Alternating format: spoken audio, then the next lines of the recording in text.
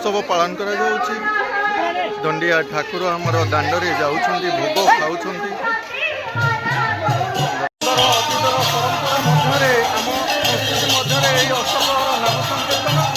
नगर उत्सव आम अति सुंदर भाव में पालन करूँ। ग्रामर ग्राम परिक्रमण कर बाबा सह आम आलोचना रखा। आज ये भूतमुंडाई ग्राम अगस्त्य मुनि आश्रम आसी अष्टप्रहरी नाम यज्ञ पीठ हूँ अगस्त्य महापुरुषों पीठ। ये नाम संकीर्तन बहु आरंभ चलती आठी बहु धन्यवान व्यक्ति मान सब आसती नाम संकीर्तन शुणापी। ये ग्रामर बहुत आश्रम प्रति महापुरुष प्रति गोटे थिला अच्छी भक्तिभाव। ये देशर माने रीतिनीति गोटे नाम संकीर्तन मान चलती। किंतु प्रति वर्ष आम ग्रामांचल ग्राम ये अष्टप्रहरी नाम यज्ञ करिथाउ काहेकि ना किछि बंधु माने रहिचंती जो माने किछि मानसिक करी मध्य अष्टप्रहरी रखंती आ किछि ग्रामवासी तरफ रही थाए। ये सब कोन पई रुहे। महाप्रभु कलिजुग रे जन्म नहीं जन्म नहीं नाम संकीर्तन करी नाम प्रेम वितरण कर जीव उद्धार करने महाप्रभु कलिजुग माने जो मनुष्य देखिए कलि जुगे नाम संकीर्तन करी केमी उद्धार पाइबे से महाप्रभु घरे घरे पूरे पूरे नाम संकीर्तन कर कलिरु पार अष्टप्रहर नाम यज्ञ करि आसुछु। आमे अतीतरु ये समस्त कार्य बा अष्टप्रहर नाम यज्ञ करि आसुथिला बेले सुख शांति रे जीवन यापन करिवा पई साधारण रे भक्त माने भगवान कर पूजा अर्चना कोन आमे रखि थाउ। एई दुख कष्ट एई परि जीवन यापन करिवा पई ना कोन से विषय कहिबे। समस्ते महाप्रभु माने आश्रित हवा देखिए महाप्रभु की टिके निवेश करवा हेले माने समस्त पवित्र मन आसवा माने आम जाचे हरिनाम शुणी कलिकालू पारी हो पार एवं ग्राम परिक्रमण ठाकुर रखी कले ग्रामर मध्य सुविधा होता है बा जेकोसी रिष्ट सब थाए से दूर हो जाए। नाम संकीर्तन करुचु यह सते दुख कष्ट चलुचु एथिरु मुक्ति पाइबापी कौन आउ कि हरिनाम आउ कि आम करने को चेष्टा करवा ना। भक्तिमान महाप्रभु कहते कि तुम्हें समस्त जिनस कर किंतु से कही खाइते सोईते यथा तथा नाम लो काल देश नियम नाय सर्वसिद्धि हो समस्त जिनस कर कि हरिनाम टी ओडिशा को जो राधाराम देव आसिले से नाम को जप आखिर रखा जाकरी भजन इत्यादि राजेश्याम जप हर कृष्ण हरिराम ताकू भी से प्रचार कले कौन हम ना ये हूँ मूल मंत्र जे कि से समस्त सुविधा जे कि नाम करी उद्धार कर। हाँ आज्ञा बहुत बहुत धन्यवाद।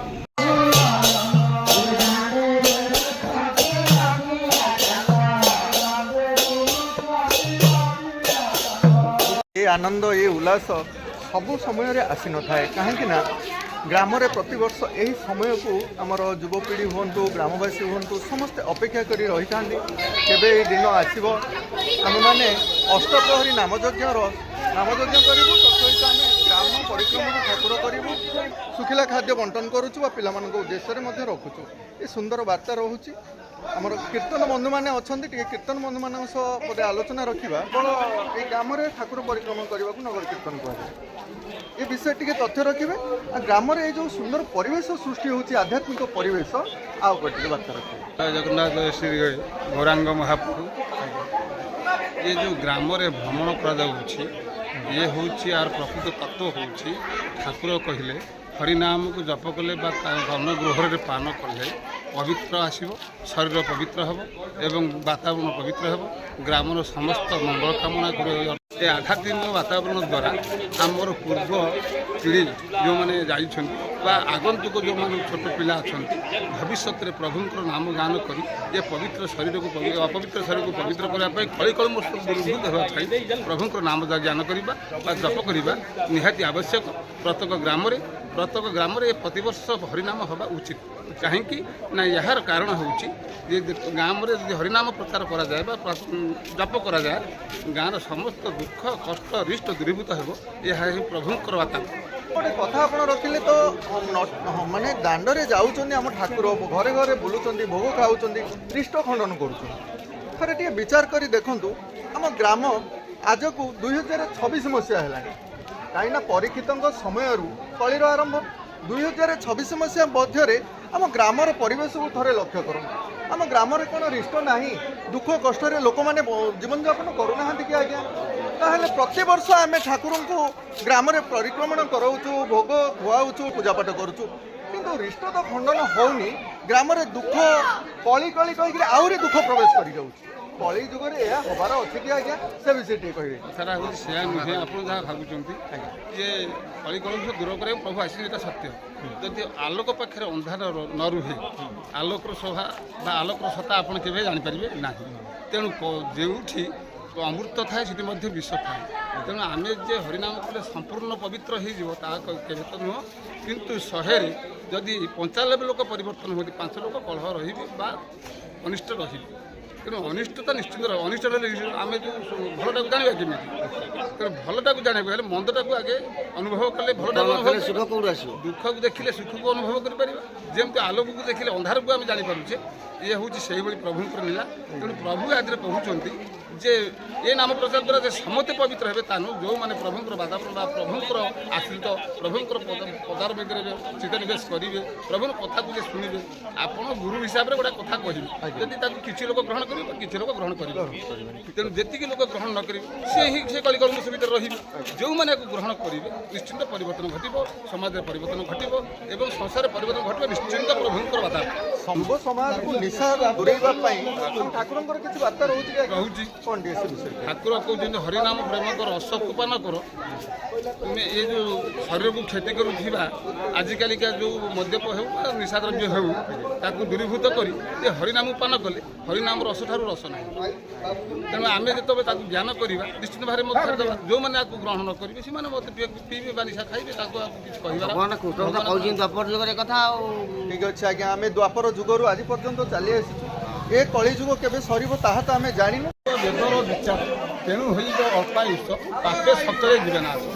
କଳି ଯୁଗରେ ଆମେ ଯେତେବେଳେ ଆମକୁ ଚିହ୍ନି ନ ପାରିବା ଜାଣି ନ ପାରିବା ବାପା ମାଆଙ୍କର ସେବା କରିବାନି ଗୁରୁଜନମାନଙ୍କୁ ସମ୍ମାନ ଦେବାନି ସେତେବେଳେ ଆମର କ୍ଷୟ ନିଶ୍ଚିନ୍ତ ଭାବରେ ହେବ ଯେତେବେଳେ ଏ ସମ୍ପୂର୍ଣ୍ଣ ଭାବରେ ଗ୍ରାସ କରିବ ସେତେବେଳେ ହିଁ କଳିଯୁଗ ଶେଷ ହେବ କିନ୍ତୁ ଆଦିଆ ଅନ୍ତ କେହି କହିନାହାନ୍ତି କେହି କହିପାରିବେ ନାହିଁ ଆଗକୁ ଘୋର କରିହେବ ଆହୁରି କରିହେବ କଳିଟା ବଢି ବଢି ଚାଲୁଛି ତାର ଅନ୍ତର ସମୟ ଆମେ ସାଧାରଣରେ ଏବେ କହିପାରିବା ନାହିଁ ଯେଉଁମାନେ ସବୁ କହୁଛନ୍ତି ସେମାନେ ଠିକ୍ ସେ ଜାଣିନାହାନ୍ତି କେହି କହିପାରିବେନି ଆଜ୍ଞା ଆଜ୍ଞା ପାନ କଲା ପରେ ନିଶ୍ଚିତ ଭାବରେ ବୃଦ୍ଧ ହେଉ ବାଳକ ହେଉ ବା ନାରୀ ହେଉ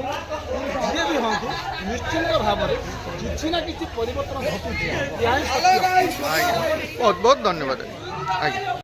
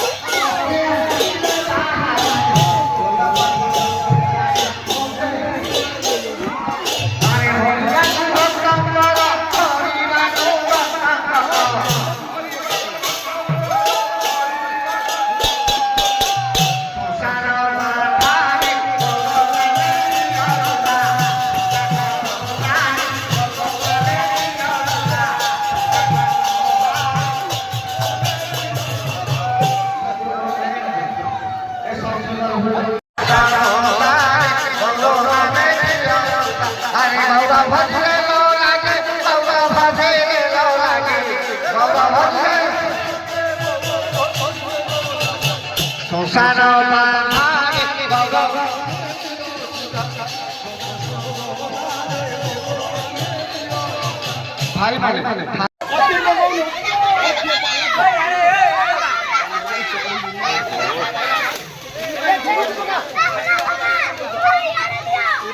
ରୁହ ରୁହ ରୁହ ରୁହ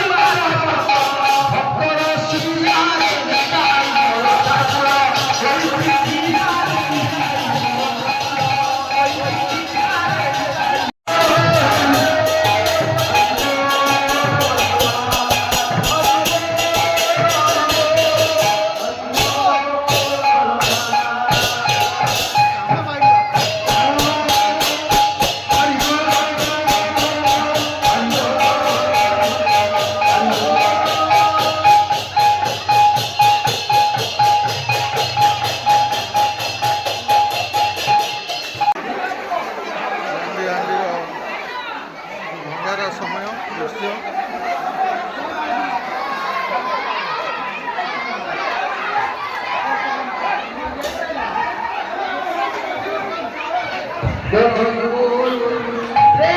ଜାଣିବା ଯେ ଦଧିହାଣ୍ଡି ଭଙ୍ଗା ହେଲା ପରେ ମଧ୍ୟ ଦଧିହାଣ୍ଡି ଭଙ୍ଗା ହେଲା ପରେ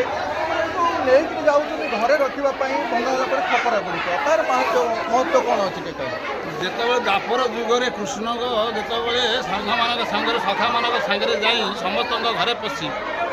ସମସ୍ତଙ୍କର ଦଧି ଦୁଗ୍ଧ ଲବଣୀ ସାରକୁ ଚୋରି କରି ଖାଇବା ସମୟରେ କ'ଣ କରନ୍ତି ନା ସେ ହାଣ୍ଡି ଗୁଡ଼ାକୁ ଭାଙ୍ଗି ଫୋପାଡ଼ି ଦିଅନ୍ତି। ଆଜି ଏ କଳିଯୁଗରେ ଯେଉଁ ଜଗନ୍ନାଥ ମହାପ୍ରଭୁ ଯେଉଁ ଅଧା ପୋଡ଼ା ମାଟି ହାଣ୍ଡିରେ ଭୋଜନ କରୁଛନ୍ତି ତାହାକୁ ପୁଡ଼ିଆ କୁହାଯାଉଛି, ଯାହାକି ଆଜିକା ସମୟରେ ବା ହରିଲୁଟ୍ ସମୟରେ ଏହାକୁ ଆମେ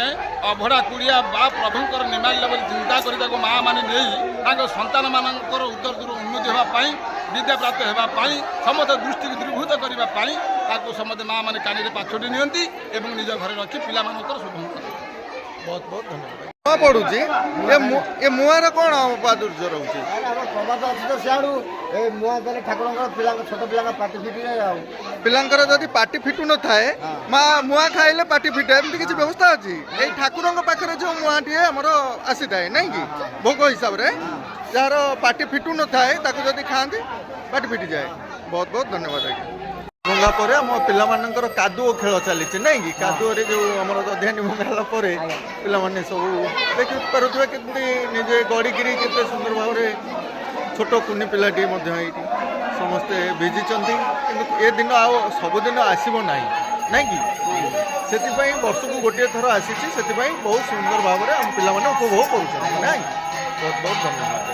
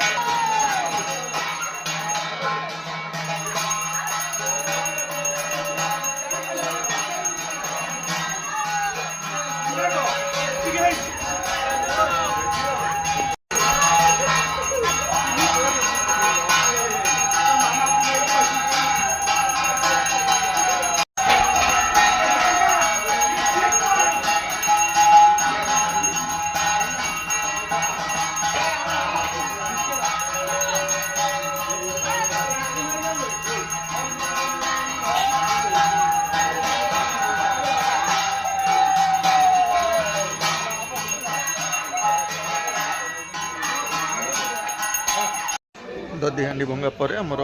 ପୁଷ୍ପାଞ୍ଜଳିର ସୁନ୍ଦର କାର୍ଯ୍ୟକ୍ରମ।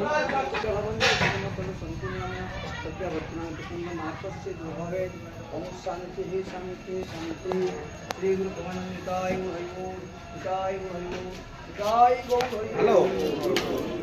ହଁ